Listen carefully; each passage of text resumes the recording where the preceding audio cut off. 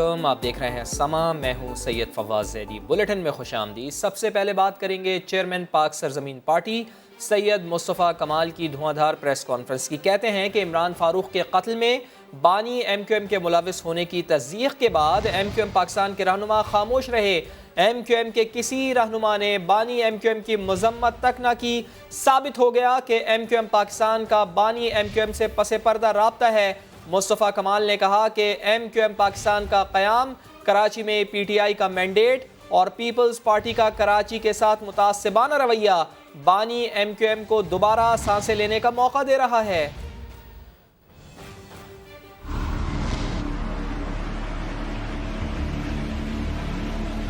میں اسی انتظار میں تھا 3 دنوں سے کہ اب تو یہ ایم کیو ایم پاکستان والے کہیں گے عمران فاروق کو مروا دیا اس آدمی نے، ہم اس کو کونڈیم کرتے ہیں، یہ رو کا ایجنٹ ہے۔ لیکن نہیں کہا، اس لیے نہیں کہا کہ پیچھے سے بھائی کو یہ کہتے ہیں کہ بھائی ہم نے آپ کی پارٹی بچا لی ہے۔ دیکھو یہ 3 فیکٹر ہیں۔ ایم کیو ایم پاکستان بنا کر الطاف حسین کو زندہ کیا گیا، ری برتھ ہوئی ہے اس کی۔ پی ٹی آئی کو یہ شہر دے کر الطاف حسین کو زندہ کیا گیا کہ محرومیاں وہ اتنے نااہل ہیں کہ ان کے حلقے کے لوگ نہیں جانتے۔ اور تیسرا فیکٹر کہ اس صوبے میں کراچی سے تعصب و شہری علاقوں سے تعصب رکھنے والی پیپلز پارٹی کی گورنمنٹ ہے۔ اس پیپلز پارٹی کی تعصب زدہ گورنمنٹ نے، جس نے اس کراچی، حیدرآباد اور اربن سیکٹر کو لوٹ لیا ہے، کوئی پرسان حال نہیں۔ الطاف حسین کے دوبارہ ملیٹنٹلی زندہ ہونے کا مقصد کیا ہے کہ وہ کوئی عوامی مجمع نہیں کرے گا، وہ صرف اس کو ایک کام آتا ہے، بندے مارنا۔ اور ایسے میں بانی متحدہ کے قریبی ساتھی رہنے والے محمد انور کا ایم کیو ایم کے لیے بھارت سے پیسے لینے کا اعتراف کیا۔ بولے بھارت سے روابط پارٹی کے حکم پر قائم کیے، بھارت سے پیسے لے کر اپنے پاس نہیں رکھتا تھا۔ کراچی میں قتل و غارت گری میں نے نہیں کی، اس کے ذمہ دار آج بھی کراچی میں ہی موجود ہیں۔ انہوں نے کہا کہ 2012 سے پہلے ایم کیو ایم پاکستان مخالف نہیں تھی۔ بانی متحدہ کے قریبی ساتھی رہنے والے محمد انور نے دیا ہے سما کو تہلکہ خیز انٹرویو، جس میں ایم کیو ایم کے لیے بھارت سے پیسے لینے کا اعتراف بھی کیا۔ انہوں نے بولے بھارت سے روابط پارٹی کے حکم پر قائم کیے۔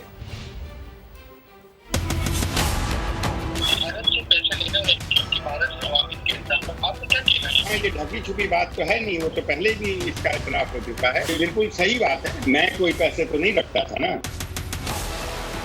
میں نے جو بھی کیا وہ پارٹی کے حکم پر کیا۔ ندیم نصرت صاحب تھے، انہوں نے مجھے کنیکٹ کرایا تھا، وہ چاہتے تھے اکیلے ملنا، لیکن میں نے کہا دیا کہ بھائی بغیر ندیم نصرت صاحب کے میں اکیلے آپ سے بات نہیں کروں گا، نہ ملوں گا۔ وہی لیڈ کرتے تھے، وہ ہم سے سینئر تھے نا، وہ پاکستان سے آئے تھے۔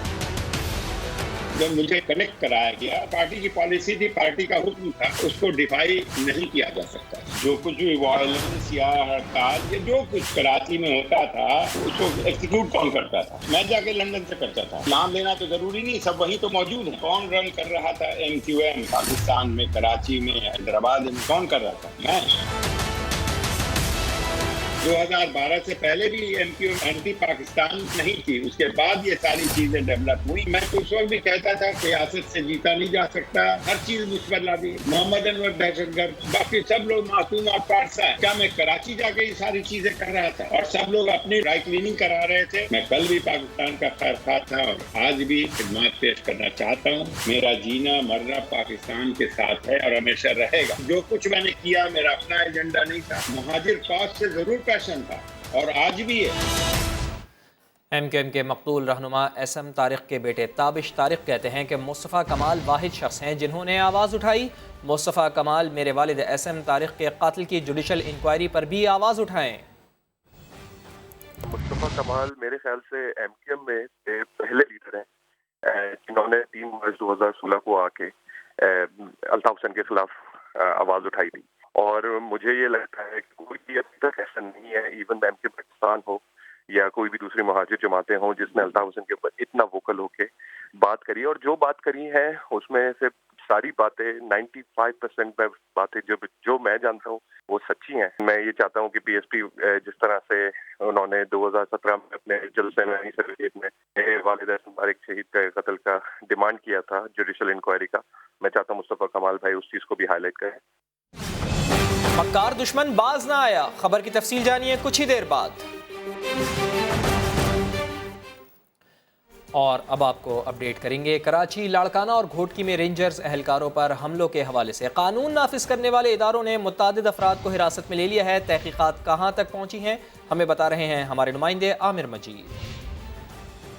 جی بالکل، کراچی، گھوٹکی اور لاڑکانہ میں رینجرز اہلکاروں پر جو حملے کیے گئے، ان کالعدم تنظیموں کے کارندوں کے خلاف کارروائیوں کا سلسلہ شروع ہو چکا ہے۔ قانون نافذ کرنے والے اداروں نے کراچی، جامشورو اور لاڑکانہ میں ریڈز کیے ہیں، جس میں متعدد افراد کو حراست میں لیا ہے۔ ان افراد سے تحقیقات کا عمل جاری ہے۔ اس کے علاوہ متعدد افراد ایسے ہیں جن کی لسٹ مرتب کی گئی ہے، جن کو واچ کیا جا رہا ہے، تاہم ان کو ابھی تک حراست میں نہیں لیا گیا ہے۔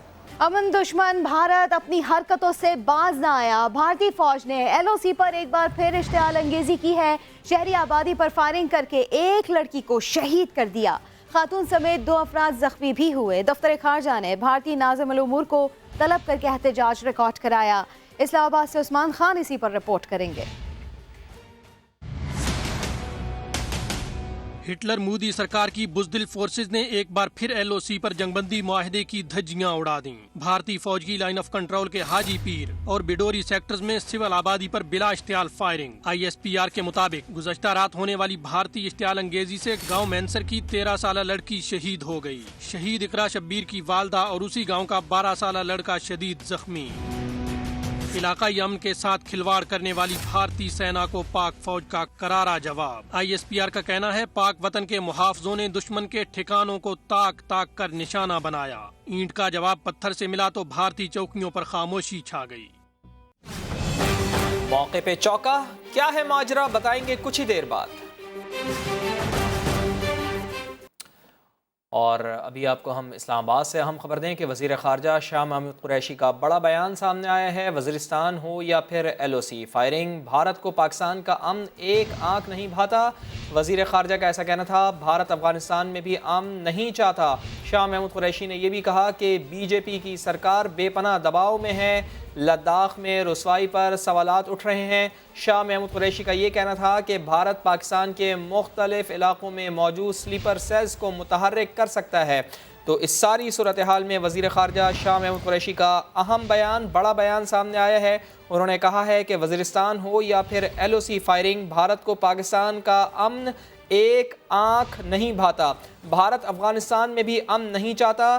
بی جے پی کی سرکار بے پناہ دباؤ میں ہے۔ شاہ محمود قریشی نے یہ کہا کہ لداخ میں رسوائی پر سوالات اٹھ رہے ہیں۔ بھارت پاکستان کے مختلف علاقوں میں موجود سلیپر سیلز کو متحرک کر سکتا ہے۔ وزیر خارجہ نے یہ بڑا بیان دیا ہے۔ اس وقت بھارت، انہوں نے یہ کہا ہے کہ بہت زیادہ دباؤ میں ہے۔ بھارت افغانستان میں بھی امن نہیں چاہتا۔ شاہ محمود قریشی کا ایسا کہنا ہے۔ اور اب آپ کو بتائیں کہ حکومت سے ناراض اتحادی جماعت بی این پی اپوزیشن بینچوں میں آشیانہ بنانے کے لیے تنکے جوڑنے لگی۔ سردار اختر مینگل مولانا فضل الرحمان کے گھر پہنچ گئے۔ مولانا نے بھی موقع دے کر چوکا مار دیا۔ بلوچ رہنما کو حزب اختلاف کا حصہ بنانے کے لیے قائل کرتے رہے۔ اسلام آباد سے ذوالقرنین اقبال کی یہ رپورٹ دیکھیں گے۔ حکومت سے راہیں جدا کرنے کا اعلان کر کے بی این پی نئی منزل کی تلاش میں نکل کھڑی ہوئی۔ سردار اختر مینگل پہنچے مولانا فضل الرحمان کے گھر۔ ملاقات میں سیاسی صورتحال پر تبادلہ خیال کیا۔ میڈیا سے گفتگو میں اپوزیشن کے ساتھ قربتیں بڑھانے کا اشارہ بھی دے دیا۔ اختر مینگل صاحب اپوزیشن کا حصہ بن گئے ہیں۔ عملاً بات چیت ہو رہی ہے، ابھی ہوں گے انشاءاللہ جو نزدیکیاں جو ہو رہی ہیں ہماری ان کے ساتھ، تو انشاءاللہ اس میں دیر نہیں لگی۔ اور جس دن ہم اپوزیشن میں آئے نا، پھر ہم اپوزیشن کو واقعی اپوزیشن بنا کے آگے لے جائیں گے۔ مولانا فضل الرحمان نے بھی موقع دیکھ کر چوکا مار دیا۔ بی این پی کے فیصلے سے بڑی امیدیں بھی باندھ لیں۔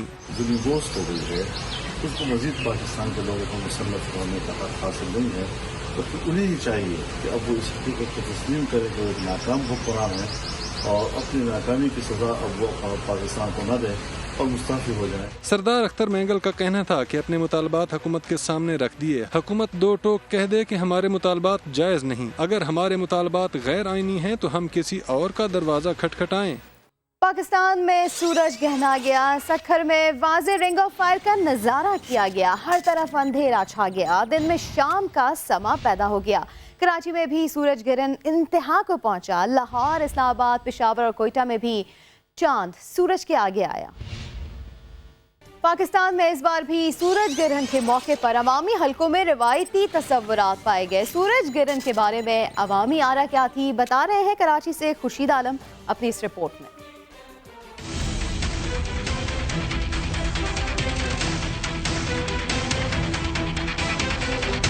अल्लाह ताला की निशानियों में से एक सूरज ग्रहण भी है। जब चांद ज़मीन और सूरज के दरमियान आ जाए तो फिर सूरज ग्रहण होता है। सूरज ग्रहण के हवाले से तोहमात हैं कि हामला छुरी कैंची का इस्तेमाल ना करें, ऐसा करने से बच्चा माजूर पैदा होगा। जबकि ये बात भी मशहूर है कि ज़हनी बीमार बच्चों को सूरज ग्रहण के वक्त साहली रेत में दबाया जाए तो इनकी बीमारी दूर हो जाएगी। हम तो बचपन से यही सुनते आ रहे हैं कि सूरज ग्रहण हो तो हामला जो औरतें होती हैं वो कैंची का काम नहीं करें, वो छुरी का काम नहीं करें, और जब तक ये सूरज ग्रहण ख़त्म ना हो तो लेटे रहें आप।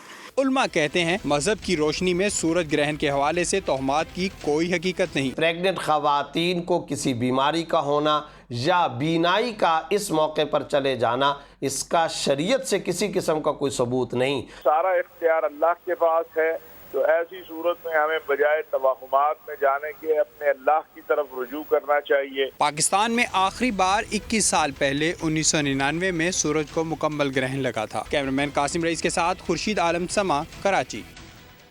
2 माह के दौरान खाम तेल 100% से ज़ायद महंगा हो गया। आलमी मंडी में खाम तेल की कीमत में इजाफे के बाद 1 जुलाई से पाकिस्तान में भी पेट्रोलियम मसनूआत महंगी होने का खदशा है। तफसीलात बता रहे हैं इस्लामाबाद से वहाब कामरान। पहले ही पेट्रोल के हसूल के लिए ख्वार होने वाले अवाम के लिए एक और बुरी खबर, अगले माह से पेट्रोल की कीमतों में भी बड़े इजाफे का इम्कान। आलमी मंडी में खाम तेल की कीमतों में इजाफे के बाद मुल्क में पेट्रोलियम मसनूआत महंगी हो सकती हैं। पेट्रोल की मसनूई किल्लत करने वाली ऑयल मार्केटिंग कंपनियां अब करोड़ों रुपए मुनाफा कमाएंगी। 2 माह कबल $20 फी बैरल मिलने वाले खाम तेल की कीमत $41.18 फी बैरल हो गई, यानी कीमत में 2 गुना से भी जायद इजाफा हुआ। इस बार भी आलमी मंडी की कीमतों का बराह रास्त असर पाकिस्तानी अवाम पर होगा। तेल की कीमत ऊपर जाना और मीडियम टू लॉन्गर टर्म में ऊपर ही रहना किसी भी डेवलपिंग कंट्री के लिए अच्छी खबर नहीं होती। तेल की कीमत जो है वो बैरून मुल्क ऊपर जाती है तो आपके बैलेंस ऑफ पेमेंट पे ज़ाहिर प्रेशर आता है, उसका इन्फ्लेशन के ऊपर भी इम्पैक्ट जो है वो आ सकता है। बजट में हुकूमत पेट्रोलियम लेवी 30 रुपए फी लीटर फिक्स करने का ऐलान कर चुकी है। 17% सेल्स टैक्स, फ्रेट मार्जिन इसके अलावा है। अवाम ने टैक्सेस में कमी का मुतालबा कर दिया। ये जो आजकल हालात हैं से पहले ही परेशान है अवाम काफी, तो टैक्सेस को कम करेंगे तो अवाम को कोई थोड़ा रिलीफ मिलेगा। ओगरा की जानिब से पेट्रोलियम मसनूआत की कीमतों की समरी रवां माह के आखिर में हुकूमत को अरसाल की जाएगी। पेट्रोलियम मसनूआत की कीमतों में कितना इजाफा किया जाएगा, हतमी फैसला समरी के बाद होगा। के इलेक्ट्रिक वालों ने कराची वालों का रात का चैन और दिन का सुकून छीन लिया। शहर में लोड शेडिंग का दौरानिया बढ़ा दिया गया। सियासी रहनुमा भी चीख पड़े। खुर्शीद आलम की रिपोर्ट देखेंगे। कराची वाले रात भर करवटें बदलते हैं, दिन में पंखा झलते हैं, क्योंकि के इलेक्ट्रिक बिजली तो नहीं देती, अलबत्ता नए बहाने जरूर बनाती है। कभी फर्नेस ऑयल की कमी तो कभी गैस सप्लाई का मसला, तो कभी कहते हैं पावर स्टेशन में तकनीकी खराबी है। लोड शेडिंग फ्री एरियाज में 3 से 5 घंटे, जबकि बिजली चोरी करने वाले इलाकों में 9 से 12 घंटे लोड शेडिंग की जा रही है।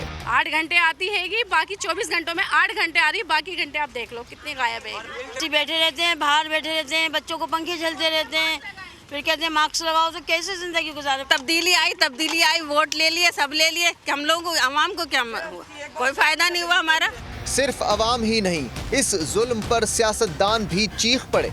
इन्होंने अभी तक अपनी कैपेसिटी क्यों नहीं बिल्ड की? इतने साल से ये प्राइवेटाइज किए गई और इनके हवाले किया गया, लेकिन कैपेसिटी आज भी वहीं की वहीं है। ये रिन्यूएबल एनर्जी की तरफ क्यों नहीं जाते ये लोग? मैं कहना चाहता हूँ कि आखिरकार इस मामले को इतनी बार चैनल्स ने, मीडिया ने उठाया है, ये सिर्फ हुकूमत खामोश है, ये बाकी हुकूमत खामोश क्यों है? अवाम सब्र बर्दाश्त के आदी हो जाएं, क्योंकि के इलेक्ट्रिक के तर्जुमान का कहना है कि बिजली की तलब अगले 3 माह बरकरार रहने की तवक्को है। के इलेक्ट्रिक को फर्नेस ऑयल की फराहमी में कमी के बाइस मुश्किलात हैं, ईंधन की दस्तयाबी को बेहतर बनाया जाए। सियालकोट में तेज़ हवाओं के साथ मूसलाधार बारिश से मुख्तलिफ हादसात में 3 अफराद जाँ बहक और 6 जख्मी हो गए हैं। फ्रूट मंडी में दुकान की छत गिर जाने से 3 अफराद जाँ बहक हुए। پسرور اور سمڑیال میں دیواریں گر جانے سے زخمی ہونے والوں میں 2 بچے بھی شامل ہیں۔ جاں بحق ہونے والوں میں 25 سالہ سلمان، 45 سالہ ریاض اور ایک نامعلوم شخص شامل ہیں۔ ادھر لاہور میں پری مونسون کا آغاز ہو گیا ہے۔ لاہور سمیت پنجاب کے کئی شہروں میں بارش سے گرمی کا زور ٹوٹ گیا۔ رپورٹ کریں گے ریاض احمد۔ دن بھر سورج آگ برساتا رہا، شام کو موسم نے کروٹ لی، کالے کالے بادل آئے اور گرج چمک کے ساتھ بارش شروع ہو گئی۔ بارش سے گرد دھلی اور پھول بوٹے نکھر گئے۔ لاہوریے بھی فیملیوں کے ساتھ موسم کا مزہ لینے گھروں سے نکل آئے۔ بچے بڑے سب ہی بہت خوش نظر آئے۔ 2-3 دن سے بہت گرمی تھی، آج بارش ہوئی ہے تو پھر آج ہم باہر گھومنے آئے ہیں، انجوائے کرنے آئے ہیں تاکہ موسم کا مزہ اٹھا سکے۔ بچے صبح کے ضد کر رہے تھے، گرمی بڑی تھی، گھر میں بیٹھ کے بور ہو رہے ہیں، تو ہم نے سوچا نکلے، بارش ہو گئی اور ادھر آئے ہم ریس کورس اور بڑا ماشاءاللہ انجوائے کیا، اللہ کی رحمت ہوئی ہے۔ 2-3 دن ہو گئے بہت گرمی تھی اور آج موسم اچھا ہے، ہم انجوائے کر رہے ہیں باہر آ کے بچوں کے ساتھ، فیملی کے ساتھ۔ گرد آلود طوفان سے بجلی کے کئی فیڈر بھی ٹرپ کر گئے۔ محکمہ موسمیات نے اگلے 12 گھنٹے میں مزید بارش کی نوید سنائی ہے۔ کیمرہ مین سعد نوید کے ساتھ ریاض احمد، سما، لاہور۔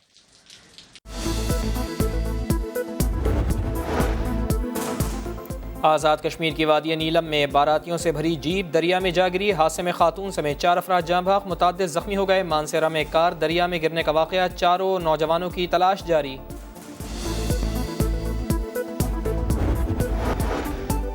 فیصل آباد میں ضلعی انتظامیہ کا ایکشن، منصور آباد میں ذخیرہ اندوزوں کے خلاف کارروائی، 10 گوداموں میں چھپائی گئی 3000 من سے زائد گندم پکڑ لی گئی، مقدمہ درج۔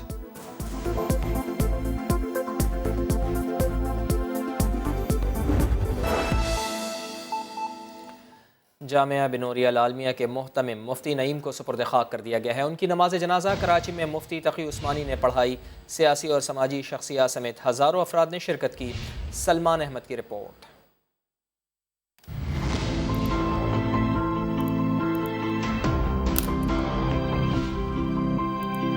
مفتی محمد نعیم کی نماز جنازہ میں ہزاروں افراد نے شرکت کی۔ مفتی تقی عثمانی نے کراچی میں جامعہ بنوریہ کے باہر مفتی محمد نعیم کی نماز جنازہ پڑھائی۔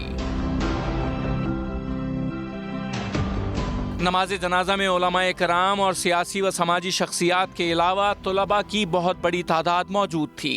کراچی کے عوام جس طرح امڑ آئی اور لاکھوں ہزاروں کی تعداد کے اندر جس طرح تمام کے تمام شعبۂ زندگی سے تعلق رکھنے والے افراد نے نماز جنازہ کے اندر تجہیز و تکفین کے اندر شرکت کی ہے، اس سے مفتی نعیم صاحب رحمۃ اللہ علیہ کے قوم پر احسانات کا پتہ چلتا ہے۔ جماعت اسلامی کے حافظ نعیم الرحمان نے مدارس کے لیے مفتی نعیم کی خدمات کا ذکر کیا۔ مفتی صاحب نے اپنے مدرسے کو سب کے لیے کھولا تھا اور بین الاقوامی طور پر بھی لوگ آتے تھے اور ان کے مدرسے کا جائزہ لیتے تھے، اور انہوں نے ایک سمبل بنایا تھا کہ دیکھو مدارس میں کوئی دہشت گردی نہیں ہوتی، یہ اور ایک خراب تاثر ہے جو ویسٹرن میڈیا پیدا کرتا ہے۔ مفتی محمد نعیم کی تدفین بنوریہ عالمیہ قبرستان میں ان کے والد کے پہلو میں کی گئی ہے۔ کیمرامین عاطف قریشی، مظہر صدیقی اور مرغوب حسین کے ساتھ سلمان احمد، سما، کراچی۔ 1958 میں بھارتی ریاست گجرات میں پیدا ہونے والے مفتی نعیم کی دعوت پر سینکڑوں غیر مسلموں نے ایمان کی دولت حاصل کی۔ ان کی زیر نگرانی جامعہ بنوریہ میں دینی تعلیم کے ساتھ ساتھ جدید سائنسی تعلیم بھی دی جاتی ہے۔ ان کے علم سے ہزاروں طلباء تو فیضیاب ہوتے ہی تھے، کئی سیاسی شخصیات بھی رہنمائی کے لیے ان کے پاس آتی تھیں۔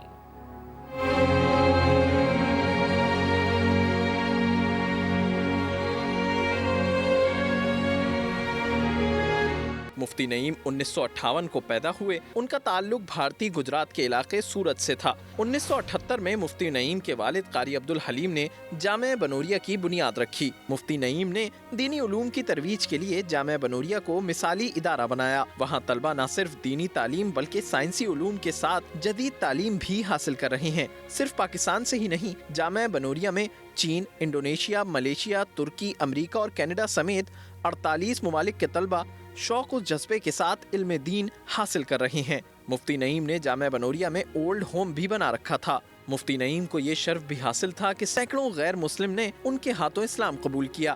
मुफ्ती नईम ने मुल्क में अमनो सलामती भाईचारे को फरोग देने के लिए अहम किरदार अदा किया। कई सियासी शख्सियात भी रहनुमाई के लिए उनके पास आते रहे। सदर आरिफ अलवी, वजीर आजम इमरान खान और आर्मी चीफ ने भी मुफ्ती नईम के इंतकाल पर अफसोस का इजहार किया है। अहमद रहमान खान, समा, कराची। वज़ीर आला सिंध सैयद मुराद अली शाह ने पाकिस्तान आर्मी के ताउन से एक्सपो सेंटर कराची में हाई डिपेंडेंसी यूनिट का इफ्तिताह कर दिया है। वज़ीर आला सिंध सैयद मुराद अली शाह का कहना था कि 10 रोज़ की कलील मुद्दत में जदीद तिब्बी आलात से लैस HDU कायम किया गया है। ये यूनिट 140 बिस्तरों और 7 कमरों पर मुश्तमिल है। एक्सपो सेंटर कराची में कायम HDU को चलाने में इंडस अस्पताल इंतज़ामिया की खिदमात हासिल की जाएंगी। मुराद अली शाह ने कहा कि हमारे पास 1553 HDU बेड्स का बंदोबस्त पहले से है।